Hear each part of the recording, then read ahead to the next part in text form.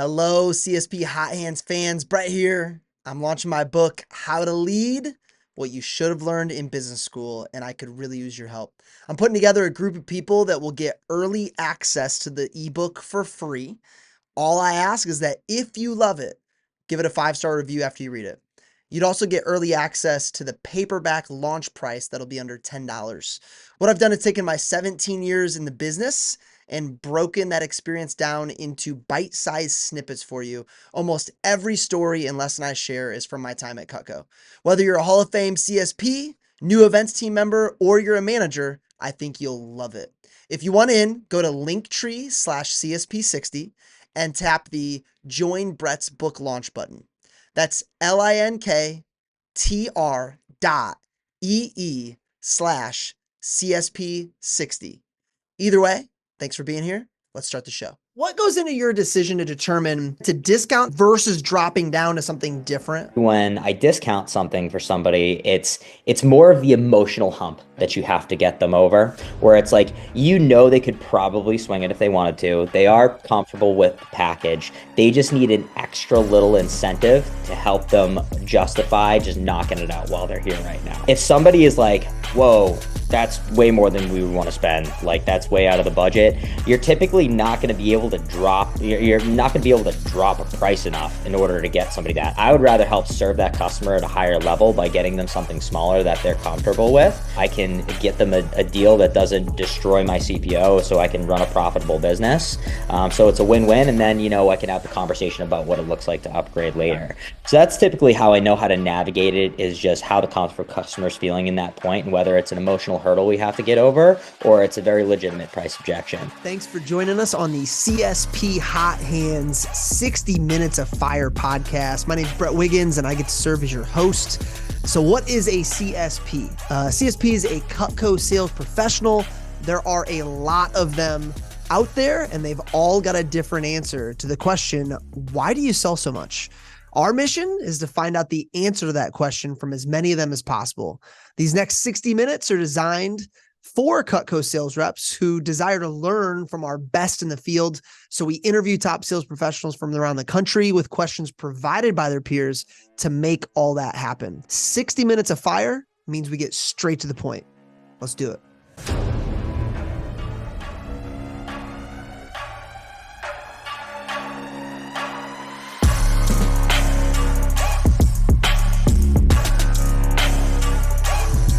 Welcome to CSP Hot Hands 60 Minutes of Fire. It is episode number 21. I feel like we should do a shot of something to celebrate. I am so excited for our guest today. He is always willing to give back his time. He's a friend and appreciated by anyone who steps in the booth with him. He loves Jesus. Matt Foss from our Scottsdale office and Rising Sun Division and events team coordinator out there. Anytime Mr. Foss references a resource that's available to us, he's going to share it with me after our time together, and we'll put it in the resource folder for you. So Matt, if you do end up having any scripts or templates, don't feel the need to pull it up, cover it right now. We'll go ahead, put it in the folder so we can spend the majority of our time on these hard-hitting questions the CSP community has put together for you. I do want to directly thank those of you who submitted questions for this episode. This podcast would not be very fire without your help. It'd be more like another national trip without all the CSPs and all the managers on it at the same time. Like super cool, not quite as fire. So I want to thank Josh Mueller, Benji Lehman, Olia Greathouse, Chelsea McDougall, and Rob Steiner for submitting questions. Also, Rob joining us live today. Don't forget, if you ever want to join us live and not have to wait on it to come out on your favorite platform, just email bwiggins@vectormarketing.com. We'll get you a link. You ready to jam, Matt Foss? Dude, I'm always ready to jam. I'm just excited to connect today, man. I get that feeling. I'm excited too. How long have you been selling Cutco? I've been selling Cutco almost 13 years now. I think next week will be my Vector birthday. So next week, your career becomes a teenager. It's a beautiful thing. What's your yearly sales breakdown typically look like? Like what percent's booth, business gift, closing gift, service? How's that breakdown look like for you? So last year I did about 525 grand I want to say, probably 350 of that was booth sales. Mm. I do about 100 grand in service calls and service events per year, and then, the rest is just past customer follow-up and marketing. I'm not a huge numbers guy, but I do like making events the cornerstone of my business and kind of having everything else operate around that. Sounds like like, well, you're not a numbers guy. You know what the main thing is. You know what the Mhm. priority is, which I think is really, really, really important. Okay, so last fun thing you did besides slinging blades was blank. That's a great question. I always like to have a lot of fun stuff in my calendar. I think I think when people are like, "Oh yeah, no, the years are flying by so fast," I like to look back at a year and be like, "I did a ton of stuff." I literally just went to a Killers concert 2 nights ago, Oh, actually, the and that was Killers. Are they the group that's got the songs like da da da da da da da? Is that it? maybe. I'm minorly tone deaf, so that might have been a horrible impression. We Um, learned that today, but they're great, man. Yeah, it was fun. I love concerts. I love snowboarding. I was in Park City, Utah last weekend snowboarding with some guys from church. Like, I like to keep it interesting, man. That's awesome. That's one thing that I will say. I feel like the West has such a great combo. Like there are parts of the West that have all four seasons and mountains and water. And usually, like on our side of the country, you got to pick either you get all four seasons, but no like scenic anything, or you get the most beautiful weather in the world, but no, yeah, you got it all out there. Got it We all. do. I love to see So Arizona. what other titles do you have in your life outside of Cutco? So are you a brother, boyfriend, anything there? I'm a brother for sure. I'm Yeah, the oldest of two. I love my siblings. I'm a son. I'm very close with my parents for sure. cool. I love Jesus. I go to church. That's something that's very important in my life. I'm a coordinator. So that's been fun. Been a coordinator for the last I want to say 2.5, 3 years or so. Yeah, I consider myself coach and a mentor to people around me yeah. who just want to learn more. And yeah, I got a lot of stuff, up in this brain of mine that it's no use if I don't share it. So that's something I really We're enjoy. thankful for that brain willingness to share. That's not on my list of questions, but I'm gonna ask it. You filled some pretty big shoes in Jason Jeffrey, who's friend of the show. Love Jason.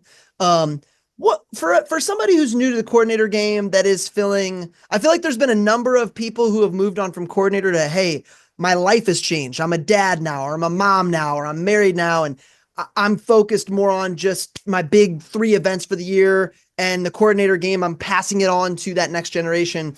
What have been some things you've learned in taking that over, working with Wes? I'm sure there's a lot of perspective you have on coordinators in general now that you didn't have 3 years ago. What's that been like? It's been crazy. Honestly, it's been a whirlwind. I prayed about it a lot, and it was something I felt very called to do. Just because for selfish reasons, I wanted to be a better leader. For my family one day, for my church, for the people around me, for the team out here in Arizona. I'm so close with all of these guys. I just wanted to be a better leader. So that's what kind of inspired it. Mm-hmm. I think what I've learned through that process, coordinator is a very challenging job. There's a lot of moving parts. There's a lot of moving parts to an event team. Mm-hmm. And I would even say, compared to a lot of other businesses, there's a lot of moving parts. But especially the Cutco sales rep position, it's very complicated. But I think it's really great because it's encouraged me and challenged me to learn how to build staff and a leadership team. And it's just really helped me work on, I guess, zooming out and seeing the big picture. Wes Frank is one of my favorite people. He's been one of my favorite people to work for. He's just fantastic. And he is so good with people, but also so good at helping me zoom out and just see the big picture of everything, how different policies that you implement, how different actions that you take, how different conversations that you have don't just affect what's happening in that moment, but the grand scheme of things and everybody on a team. But those have been some of the top things I've learned. Really think it's just been my leadership ability, my ability to see the big picture of things, casting vision, really, and yeah, learning to run something with many It, moving parts. it's funny And how my I've had hills I was willing to die on. And in my opinion on that topic, whatever it was, changes once I talk to somebody with just a little bit bigger scope. Maybe for me, it's an RM. It might be an event coordinator that's in a different realm than I am. And it really cautions me to be careful about how matter of fact I speak about things that I might not have all the perspectives on. I think it's healthy for every single events team member to at least experience some level of leadership in an events team at some point so they can have some empathy, so they can have a little bit more of, oh, I've never thought about it that way with the whole team at play. I'm sure there's been many moments where you've been like, wish I knew this a while Totally. ago. That's awesome. Best year ever for CPO for you, Matt, was when? And how much? 2 years ago, 540 grand. Last year I did 525, but I also took about 3.5 months off last year to travel and just enjoy life. You So, would say, I would say it wasn't your best year ever in CPO, but it was your best year ever last year in terms of efficiency and how much time you put into it. I think everybody would take selling 525 in 9 months versus 550 in 12 months. mhm. Yeah, it was a That's good awesome. time. So That's great, I'm man. very blessed. I could, the smile on your face told the whole story. I'm sure there's some good stories in that smile somewhere about last year. A lot. What's something in the works right now? Maybe it's an order, maybe it's a program, business relationship, something with the team, something you're excited about that might not be common knowledge yet. Mm. I think what I'm excited about this year, my big focus is pulling the slingshot back in my business. Mm. Um, I've been kind of showing up and operating with what I know and just kind of like hammering home on the things that I know I'm good at and leaning in. I think I've spent a lot more time doing in my business than learning in my business. And I always take time for learning. I think that's a crucial. And if you're not growing and learning, you're dying. But I get really excited about what it looks like this year to really again pull a slingshot back and see what would happen if I prioritize learning and growing in my Cutco business this year. Um, so I'm excited about that. Also, some things in the works with the team. I'm really excited for the Rising Sun Events team, just because I feel like this is a good year for us to stabilize with some new leadership positions in place, some new programs that we want to implement. So there's a lot of stuff cooking there as well. So stabilization. What's that? And you know, I know this is gonna be a scary question to answer one on one, let alone on a podcast that hundreds will listen to. What when you think about, okay, so I made the decision to focus more on working out of the business versus just in the business. Is there a number that would represent like, hey, I really feel like if I do that and I follow that strategy, blank could happen. Is there something there? Yeah, when it comes to a number, I mean, it'd be a great, sell 700K this year. I think that's going to come down to just more time in the field, but also more time focused on just increasing my skill set. Yeah. I know my average order is really solid, but I have a long way to go. We're never done. We've never arrived. So, That's one but yeah. thing to Brian Carter was on last week. I was telling you, and um, one thing that I really appreciate about all the top level CSPs I get to talk to, some of them on a regular basis, like Josh, is they've always got that next goal. Like it's I feel like for me, something I could get better at is I set the first goal but I wait too long to have that next goal in mind. Where like when I talk to Brian, he's like, "Yep, here's our goal for this." But then once we hit this, we know we're focused on Blake. And the reason we even had that is because 20 years from now, I'm like, "Whoa, dude, it's awesome. It's fantastic, and it speaks to the consistency you guys have versus, and I'm sure this exists in the CSP world too. But for I feel like as a manager, too often there. It's too much of a roller coaster sometimes. Whereas if I had that longer term vision with the next goal, you're still gonna have dips, but they would be momentary. Versus, all right, now guess it's time to make a new goal. I've been sucking for way too long, like which Mhm. happens. Yeah, and I love you mentioned that having the next goal set out. I mean, 2 years ago, so I do a growth trip every year where I disappear for 4 or 5 days into Yep. the middle of the woods or wherever. I have no phone. Last year, I did no phone, no food. I fasted for 5 days out in the middle of Wow. nowhere in New Mexico.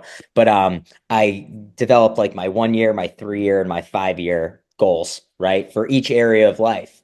And that just gave me such a powerful vision and kind of I ingrained that in my brain, and it just kind of gives me a direction, and it kind of gives me that North Star, if you will, to Mm. move towards at all times. So, and it's like, you know what? I'm disattached to the number. I coach with John Israel right now. He's one of my favorite people on the John's planet. great. He always told me plan tight but hang loose, and that's something I've Uh, really tried to adopt over the last few years. And tell that is the most grew up on the West Coast catchphrase of all time, and I love it. And I love John, big fan, friend of the show. And I had this down as my first question I would ask you was the solo retreat you take every year.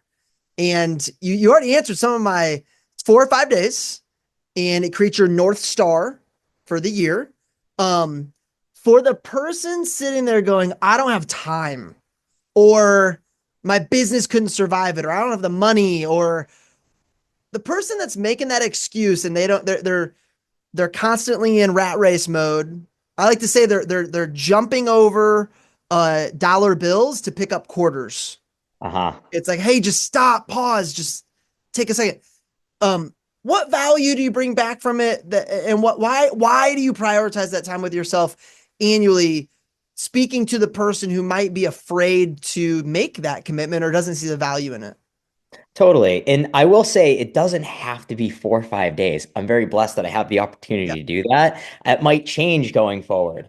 The reason I started doing this was I wanted to do something to challenge myself, but I also realized we spent so much time in our daily lives getting to know the people around us, and we didn't spend enough time getting to know ourselves. Mm. And for me, I was like, man, like how powerful would it be to just disconnect from everything for a little bit, get to know myself on a deeper level, and just really get some clarity on what the next 6 to 12 months looks like, what sometimes what the next 3 years looks like, the next 5 years looks like. But just really taking just time to sit and just be present, learn, grow. I'll typically bring personal growth books. I'll bring my Bible. I'll bring my journals. And I just spend some time reflecting. I've noticed that a lot of like high level people, CEOs, very successful people, they spend a lot of time in reflection. Mhm. And I have to schedule that and I have to do that because that's not my natural thing. I'm a doer. I'm an action taker. I'm always kind of moving. So So you don't schedule, wake up and go, let me reflect let on. me sit back and relax. This morning. I'm like, all right, what are we doing today? Let's rock and roll, baby, you know? So, but it's if you have that tendency, I think it is really important to schedule that time. But for me, I just come out with more clarity on who I am, what I'm trying to accomplish, where I'm headed in the next 6 to 12 months, maybe longer. I come out with a lot of reflection on the past year as well. Something I worked with my Tony Robbins coach a little bit on last year was just reflecting more, right? Being grateful for the past and seeing what you've done, and also just be figuring out where you can learn from the Mm. last 6 to 12 months of experience. Like this year, I'll just share with you with something that was a big Please. takeaway for me this year is so last year I spent about 3.5 months out of the business, traveling, spending time with friends and family. But last year, I was in 4 countries, 10 states, and 37 cities. Oh, I was all over the place last year, and it was intentional. It was fun. It was great. I loved it. I enjoyed it. I backpacked Europe. I spent almost a whole month with family in Massachusetts. It was beautiful. I realize that there's inevitable trade-offs though. It's very difficult to build and maintain local community when you're just not home. So after getting some reflection, I think I did this trip in August on the last, however many months, 8 months. I was just like, yeah, you know what? I think next year is my time to be home, work some more local shows, build my community, dive back in with my local community, with my church and my team here.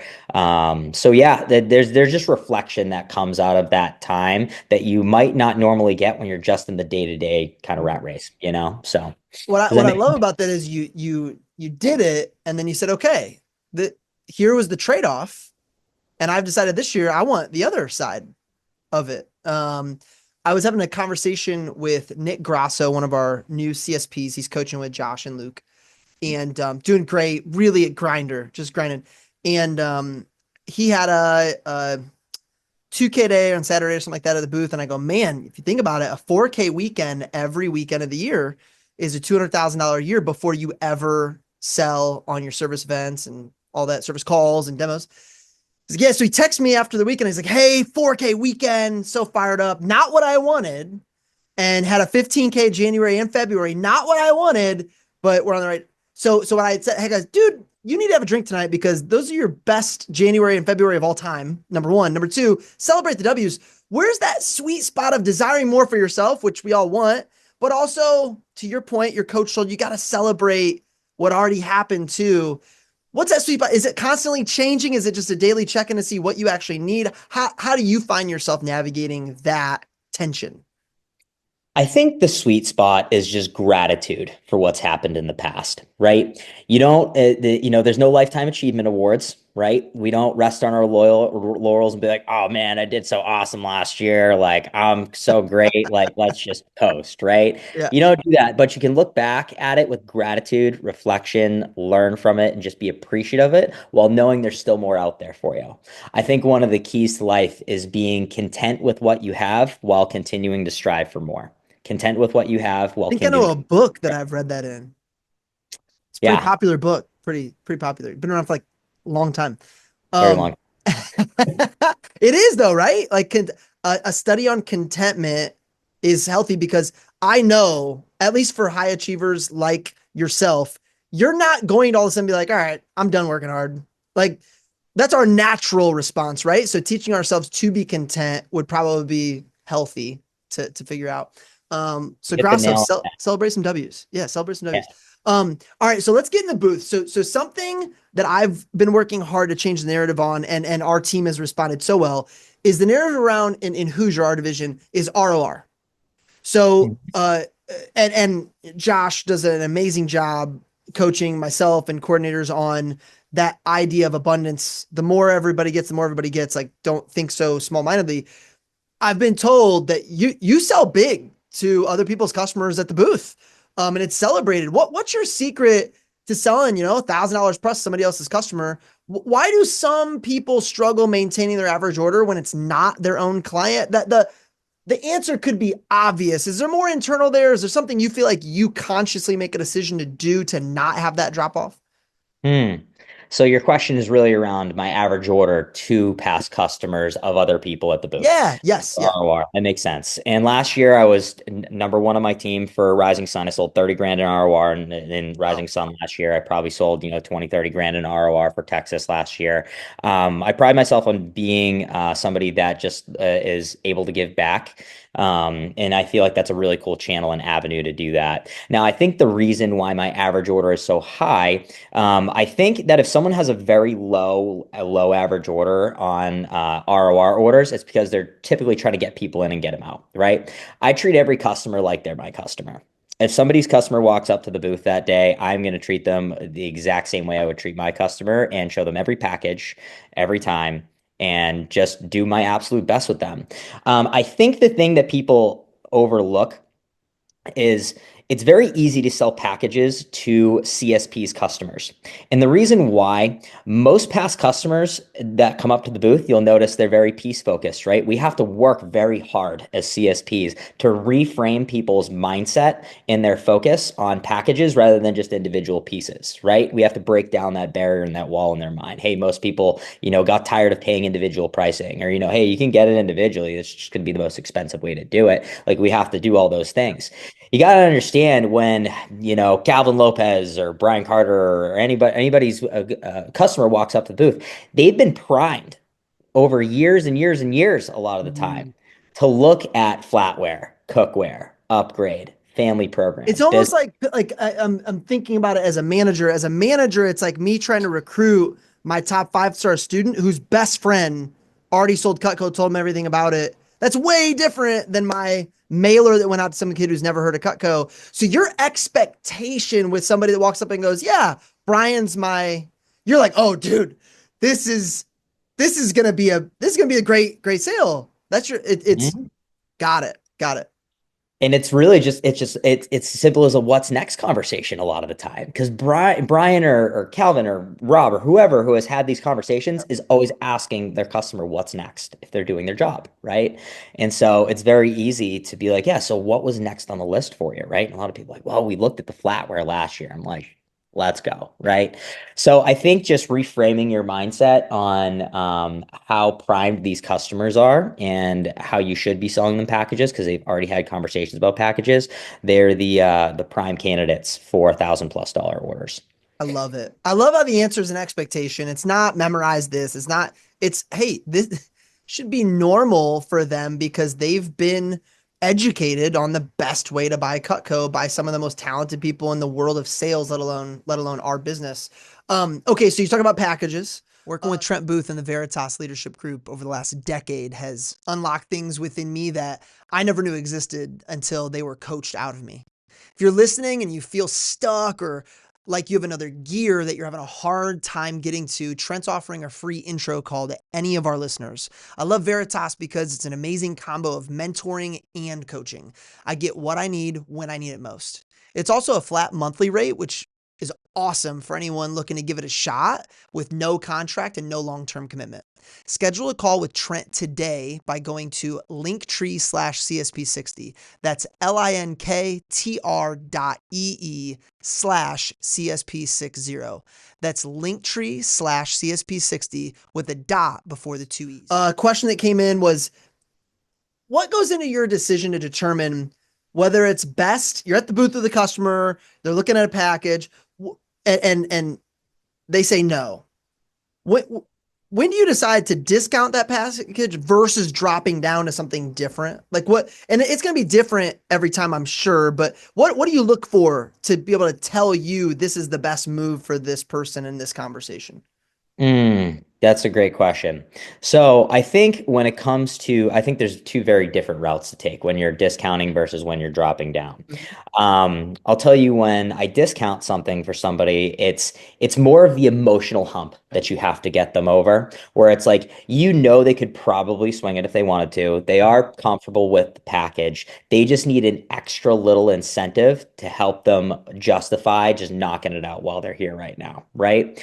If somebody is like, whoa, that's way more than we would want to spend. Like that's way out of the budget. You're typically not going to be able to drop, you're not going to be able to drop a price enough in order to get somebody that. I would rather help serve that customer at a higher level by getting them something smaller that they're comfortable with. And also, I can get them a deal that doesn't destroy my CPO so I can run a profitable business. So it's a win-win. And then, I can have the conversation about what it looks like to upgrade later. So that's typically how I know how to navigate it, is just how the customer's feeling in that point and whether it's an emotional hurdle we have to get over or it's a very legitimate price objection. One thing I've been talking about a lot recently is with my new customer approach, my past customer approach, just my closing in general and dropping down, closing, etc. Has been my whole approach is very focused on, what are we getting, not like if we're getting something, right? So my famous closing question recently is like, cool, is this the right package that we'd be looking at, or do you want to look at something smaller or larger? Right. And I'll ask that multiple times. So I'm like, and I tell people I have zero attachment to what you get. I just want to make sure you get the right option.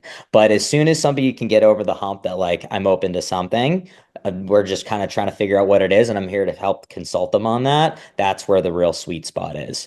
So I ask that question a lot, and I'm so comfortable dropping down or dropping up. Well, what does the bigger one actually look like? Right? You'd be surprised. Just read something. It might have been a LinkedIn blog, something somewhere where it was like best ways to have an amazing closing percentage. I think it's this guy who says he's booked out 3 years with stuff. And he said, never ask a closing question until you have permission. And that's exactly what you're talking about. It's asking the question, asking the permission before you navigate where you're going next, because reality is you're the one influencing it, but they are truly the one in control with the last say. And you're comfortable with that. You're not scared of like, oh, they got too much control. Now they're never, you're like, hey, like your line, say it one more time. I'm not, I'm uh, not yeah, I'm not attached to what you yes. guys get today. I'm just want to help you guys get the right option, or just And being you like, hey, mean it. I think that's important too. I think there's a lot of newer CSPs out there like, hey, tell me the line. to get my customers to blink. It's like, well, yeah, but you have to also mean what you say, and then you're gonna feel Totally. great afterwards too. Is there a point where you let them walk around and think about it versus offering them a discount or a different option? Ooh, that's a great question. That's a great These are, question. by the way, a couple. So I said them before, but Josh, Chelsea, Benji, Olia, Rob. There was a couple of people that really had some gems in here that I can't. I would love to take credit, dude. If I was coming up with the questions for behind the booth, when I was on an events team, I think it was like Janet Wiggins would laugh at this. It was like, bring your blue book, potatoes, and carrots. We'll see ya. You know, like, Yeah. yeah. So when's that point? How do you decide? I'm gonna let them walk on this one versus I might need to like make this happen now. There's a lot of factors that come into play. The first thing I can think of off the top of my head is what type of show are you at, right? There are certain shows that B-backs tend to happen because people are there consistently day after day after day, or they're just like, they're kind of walking around the event and they do circle back a lot of time. And then there's just certain events where it's just like they're in the black hole. Like they're just gone. Like it's just not going to happen, right? So I think you also have I think you have to be cognizant of what type of show you're working and whether it's a B-back show or not a B-back show, right? And by the way, that doesn't mean if it's a B-back show, quote unquote, you do tend to get a lot of B-backs there that you let everybody walk. But you just have to be more cognizant of when to let people go. So as a Um, coordinator, it's like you know that, but it's almost scary to promote that to your team because then they might have that expectation. Like there's a lot going on there in deciding that. Is that like a hey, historically this show does blank, or is it a you show up that year and you're like, all right, here's our audience this year, or is it a price number people are paying to get in? And is it a type of show that you guys do?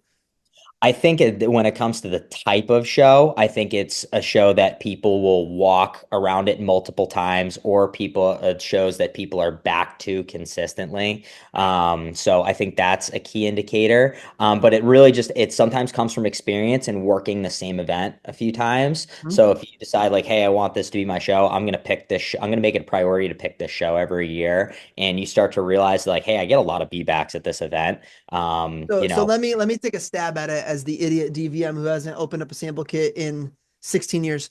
Um, uh, a farmer's market you're at every week would be a good potential be back show. Possibly. Uh, Yeah. I mean, I love it. You're like Brett. That's so cute. Let me. But possibly. it's not just the type of show is your answer. It really can be different no matter what the situation. The more important thing is it depends on the client, right? Yep. It's all about the client. Most of the time, my drop down process, let's say somebody is looking at a set, right? And the way that I usually like to tie it down is I say, hey, I'm really big into customer loyalty, by the way. I want you guys to like me, maybe get more later.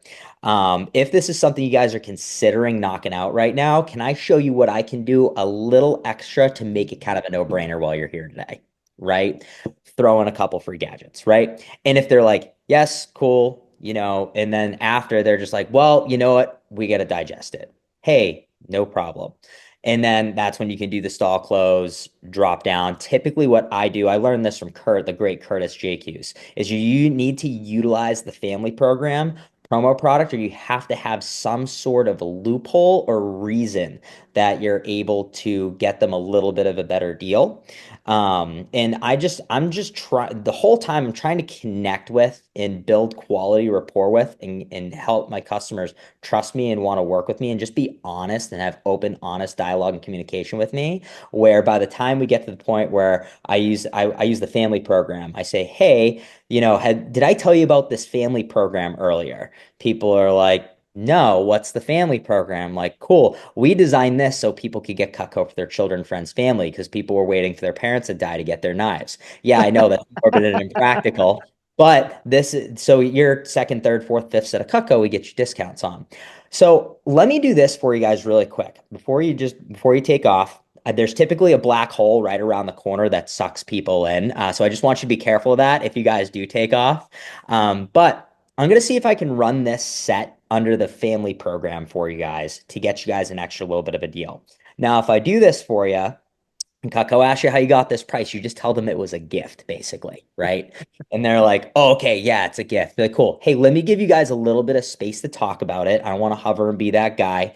I'll be right back. You guys just let me know what you want to do either way, and I'll hook you guys up. Sound good? Cool. And I be back them. I'll walk away. I'll give them some space, let them, Oh, that's you brilliant. know, That's so come great. back. And it's great in so many aspects of you really truly do give them time. I'm sure you've come back and people are like, yeah, we just can't pull the trigger today. And you're like, awesome, Mhm. great. Awesome. But also you're not putting them in this awkward state of like, we don't really want to go back, but we said we would. So what do we do? It's like, hey, I'm setting the expectation of I'm going to give you a couple minutes. I'll come back and whatever you say, I'm cool with. It reminds me of Seth Kinzer when he was on the podcast last year. He said it's not the deal, it's how they feel about the deal. And it's Mm-hmm. so true. Like two CSPs give the exact same deal, and the customers could feel completely different about it. Mm-hmm. Completely different.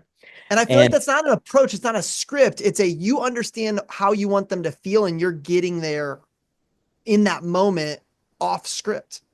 bingo. And I'll touch on one more thing too. Yeah. Really, it just comes with experience. There's a lot of this stuff that comes with experience and being able to read a customer. There are people who are like, hey, like we just need to walk around. We will, I swear to God, we'll be back. And like sometimes you're like, all right, yeah, sure, whatever. But every so often, you can get that feeling from a person that like, especially in Texas, because people like, man, people of their word in Texas, right? And Yeah. they're like, we'll be back. You'd be like, sorry, I hear that a lot. He's like, you have my word.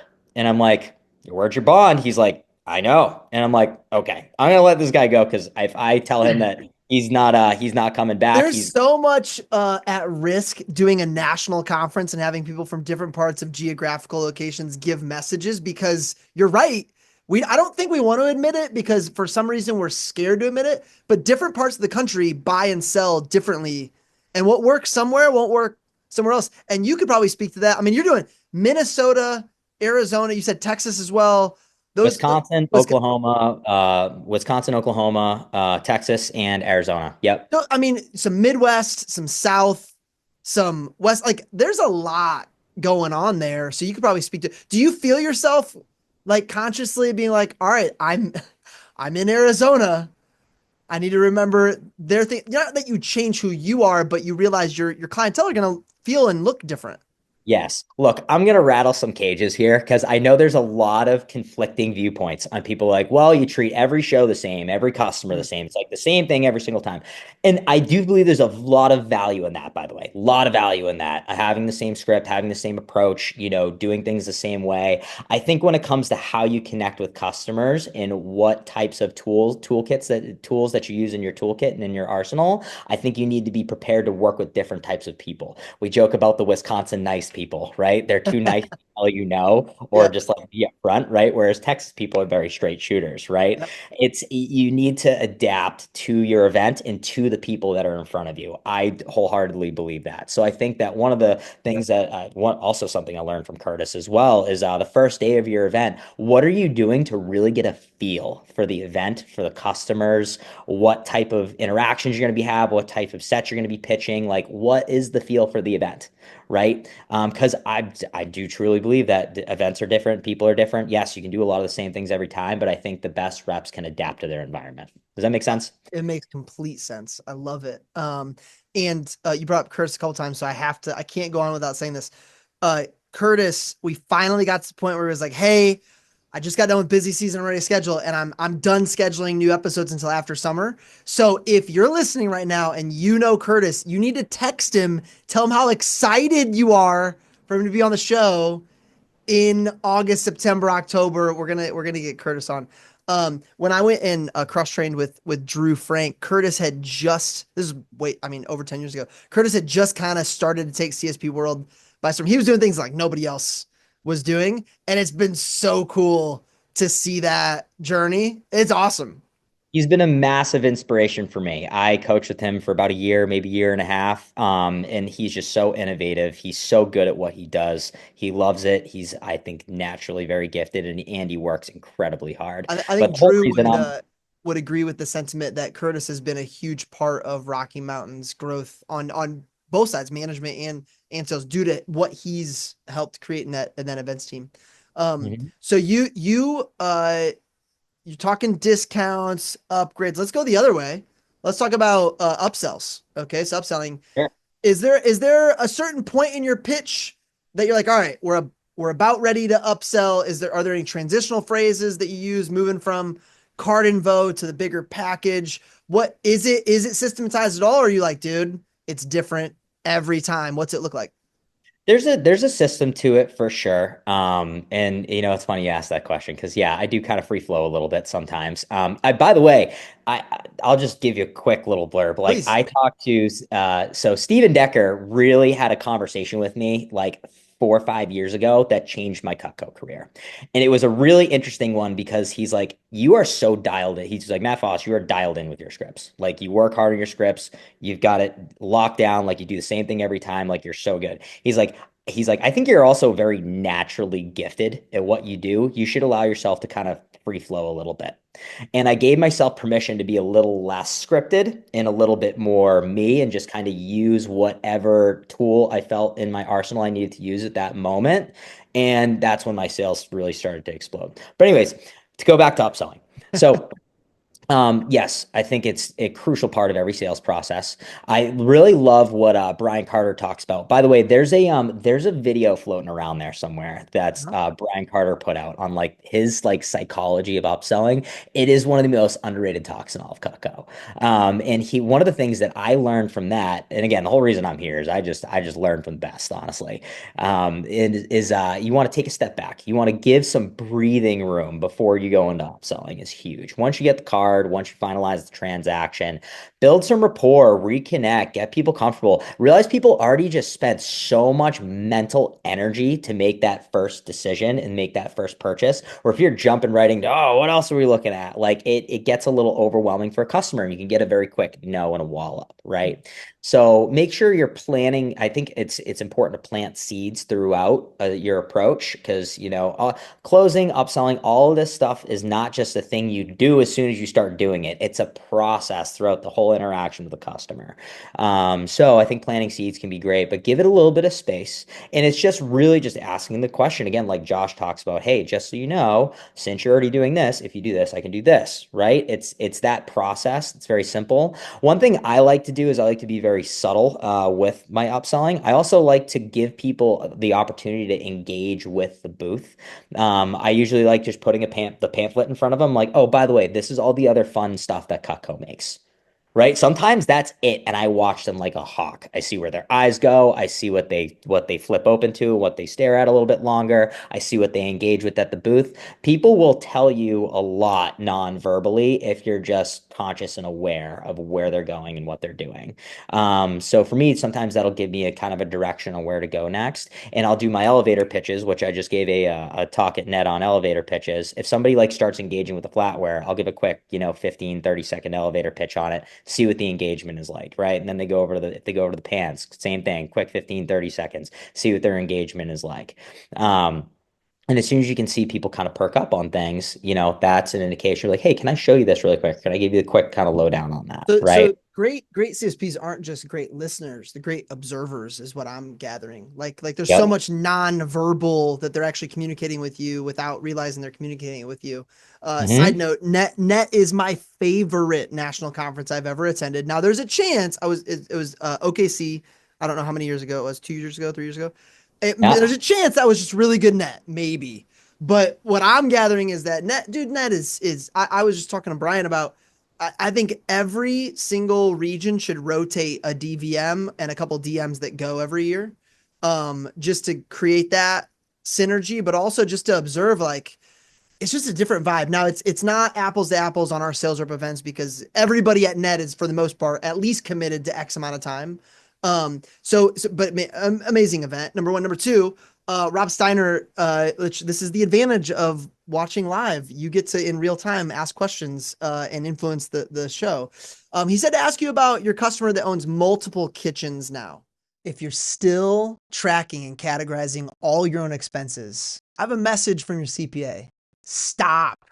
If you're listening to this podcast, chances are your goals include growing your sales. And one way to do that is delegating admin responsibilities by trading time for money. Rising Stock and MyBooks.pro is exactly what you need. Rising Stock is an all-encompassing financial tracking and coaching program, where MyBooks.pro is exactly what it sounds like. They just do your books. You can choose to just have them track your expenses or take advantage of everything they have to offer.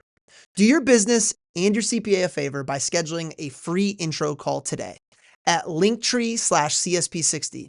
That's linktr.ee/CSP60. That's linktree/CSP60 with a dot before the two E's. Now, anything, Yeah. I'm assuming that has to do with the upselling idea, and you talked about the family program and all that. What is it with this customer that has multiple kitchens? How do we get them there? My goodness. This guy is awesome. He's a day trader, and I met him at the stock show in Rodeo. I'm gonna be honest. It was a pretty simple transaction. There has been some upselling involved since his first one. Yeah. But he had like 8 table knives or something like that, right? He's like, I love this stuff. This stuff's really good. I've had it for years. He's like, I'd like to look at a set or whatever. So I showed him a set. And he was like, cool. He's like, looks like you make some other stuff too, right? And I'm like, yeah. And I just, had the cojones to just pull out the kitchen sheet. I'm like, hey, look, this is what a lot of people will do if they're just trying to hit the reset button in the kitchen, right? They just want to clear out all the drawers full of stuff, all the cabinets full of cookware, the drawers full of flatware, want one good knife set, and just want to be done. And he's just like, and I can do that on payments. And I was like, sick, let's go, right? So since then, he's been one of my best clients. He called me 8 months later and said, "Hey, I just bought a rental property in Durango. I need another set." And I said, "Hey, man, when you say you need another set, are you talking about like the knives, or you just want to do what we did last time?" I just kind of made the assumption. He's like, "Yep, let's just do what we did last time." Well, it's Painful. funny when So customers are, I tell my managers when you're running training, trainees have a blank canvas on what the heck a Cutco demo and experience is. You get to paint. For you, a customer, it's blank. So if that's normal to you, it is now normal to them. I will never forget. John Berghoff was like my go-to Vector Connect talk audio when I was a rep. Like I loved anything John Berghoff I would listen to. And he talked about how just because the company does blank doesn't mean you do. His big thing was like, I don't sell sets without table knives. I don't believe a customer should have a set without table knives. And it just made me realize of, oh, I can paint this picture however I choose to based on my beliefs. And that's huge.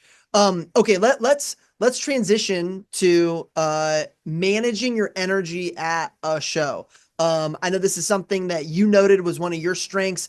It actually came across from Chelsea McDougall.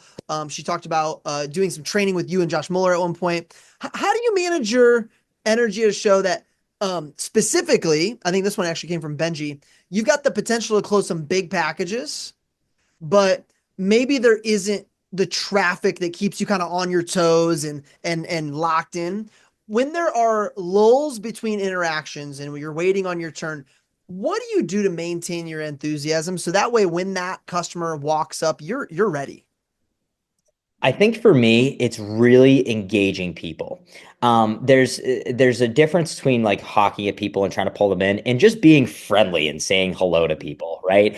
I like in those lulls, I like to try to pull somebody over the booth and just talk with them, and wait for the actual qualified customer to come up. The flock effect is real at the booth. Like human beings are human beings. So just to clarify too, like this is you're interacting, but it's not a turn. You're Wow. you're yeah, you're just How's the hey, show going, man? Where'd you get that a drink at? crowd creates a crowd.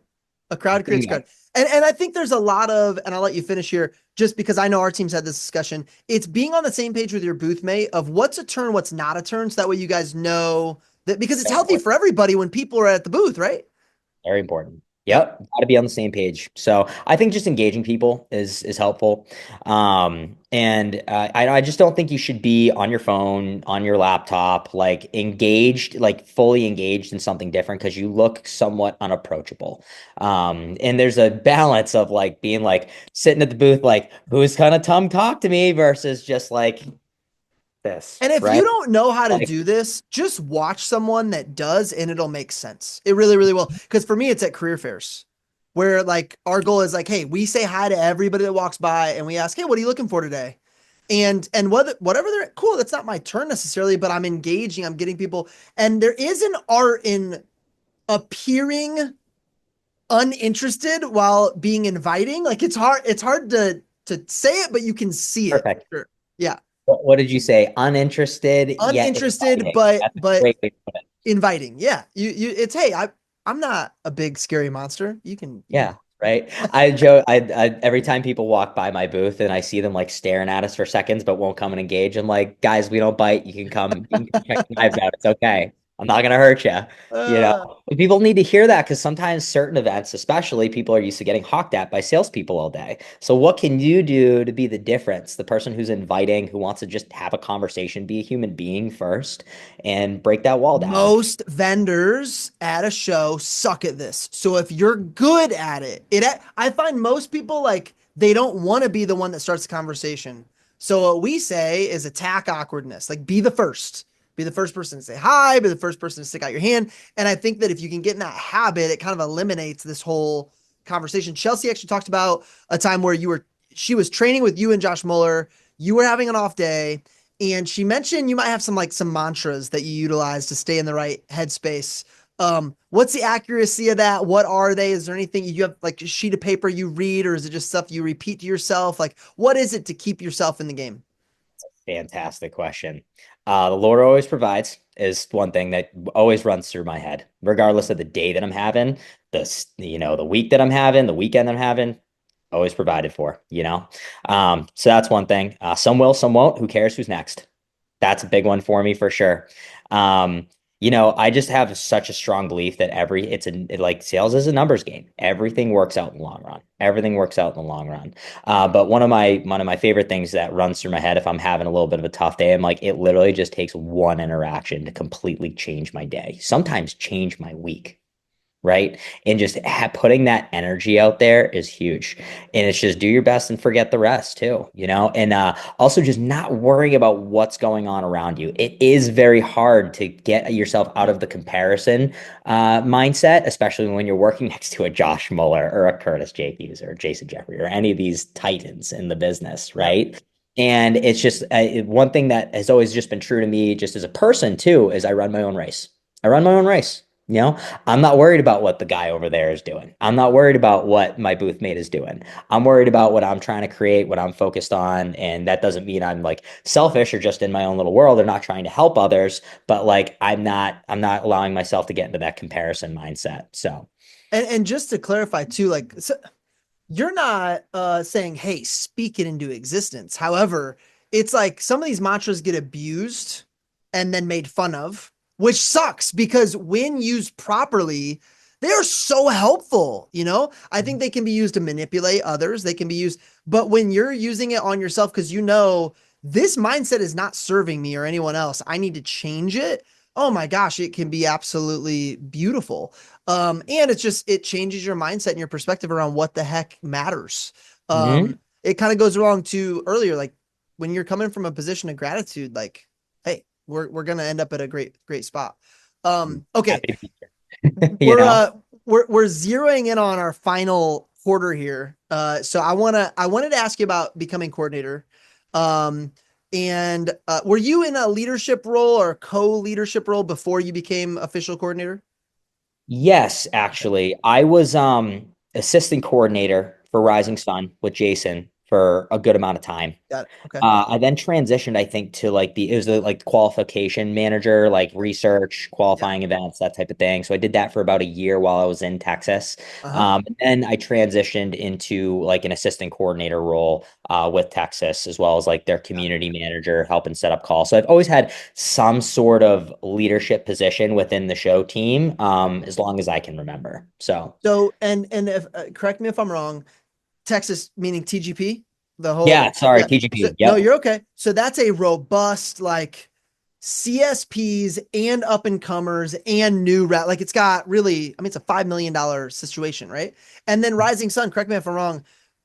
Would it be more primarily CSP driven when you were an assistant coordinator out there, or would you say it was more similar in the breakdown?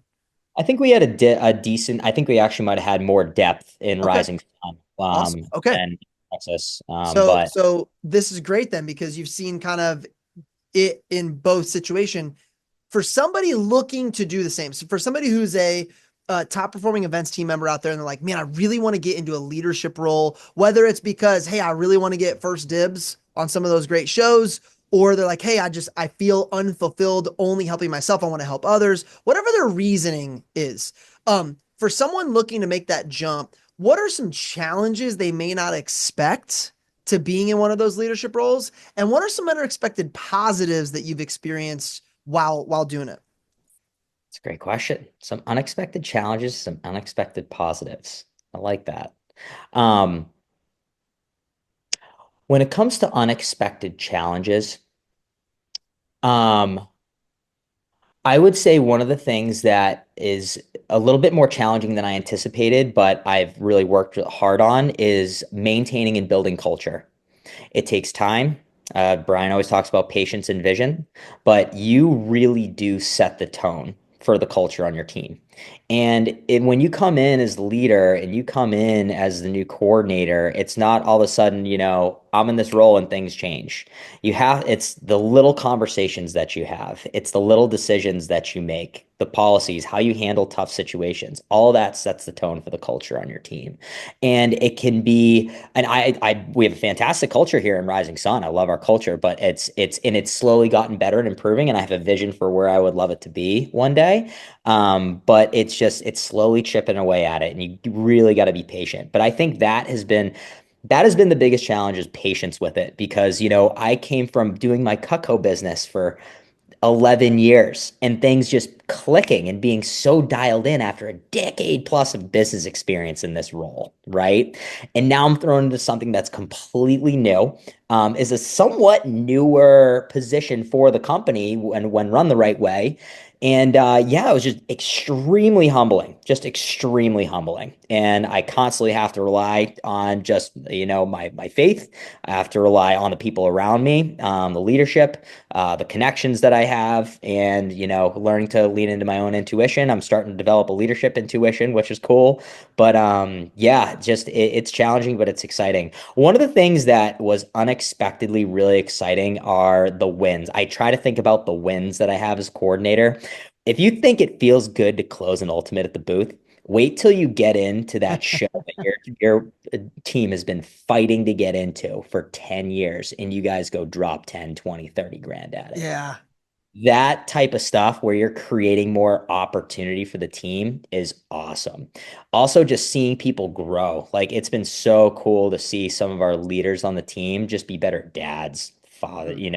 sons, brothers, wives, whatever. Just better people for the people around them. One thing I talk to my team about is like we're as a show team, we're trying to develop more leaders, not just for the Cutco community, but for our communities and our families in general. And to be able to see people really grow personally and professionally through the program is unbelievably rewarding. Um, so those are the things that Yeah. I didn't really expect that I really do get excited Well, about. So when you're just responsible for you, it's Jeff Bry tells us as DVMs, like, changing your office is like a sports car. You turn on a dime. Getting your division is like more like a cruise ship. It takes some time to get but I'd much rather be standing in front of a sports car than a cruise ship because once it's going, to your point, when there's that team camaraderie of we just got into blank and crushed it. Oh man, that's pretty unstoppable once you get moving. Okay, so Matt, you're a Christian and you don't make that a secret by any means. Yeah, I don't think you wear it on your t-shirt all the time anyway, but you don't make it a secret. How do you integrate that into your business? Because you lead people who aren't, who are seeking, who have no interest. How do you find yourself integrating it into your business? one of my favorite terms I've heard over the last 4 years has been kingdom business, right? I run a kingdom business. I think that we're all given God-given gifts. We are. We all have natural abilities that don't come from us. And when we can utilize those to serve the people around us, serve, people in the marketplace, especially and add value in the marketplace. I just wholeheartedly believe on giving that up to God and giving him all the glory. And especially in the sales business, like Tony Robbins always said, business is a spiritual game. And I never quite understood that until more recently. You don't know where your next sale is going to come from. You don't know where your next business deal is going to come from. You don't know who's going to refer you to who. There's so much that is left to chance and so much that is left to the Lord's discretion at the end Yep. of the day. And so much grace. There's so much grace that happens in business and in sales, where if you can really start to tap into that and understand that that you need that grace, and that's ultimately what's going to continue to help your business stay afloat. You can't be anything but thankful and grateful for, the Lord and what he's given you. So that's just kind of how I look at my business. And again, it's just the mindset of just I'm always provided for. My value comes from who I am as a child of God, not what I do, not what I sell, not how much the team sells, not, what order I close or how big my book of business is. It all comes from the fact that, I'm loved and I'm a child of God. That's it. I And that's uh keeping I peace. I don't even know if you realize this. I think you're wearing the Get Lucky hat, the Tony Robbins hat today. Is Live that did lucky, you yep. Yeah. Which speaks to his point about that. And you made me think of a song they played at church this weekend, Gratitude by Brandon Lakes. It's so good and it makes me so aware of how inefficient I am, to your point of grace. And it really puts things in perspective of yeah, it's not me. It's Mhm. clearly not me. What's one thing I should have asked you today that would have helped our team had I asked you it? Mm. One thing you should have asked me today. I can't think of anything off the top of my head, but hmm, maybe maybe what have you been learning about recently? What have you been learning about recently, man? What have I been learning about recently? Well, I just got back from net, which is awesome. And I've been really digging into some past net talks and stuff. And one of my favorite things I've listened to recently was I went back on Seth Kinzer's price positioning talk.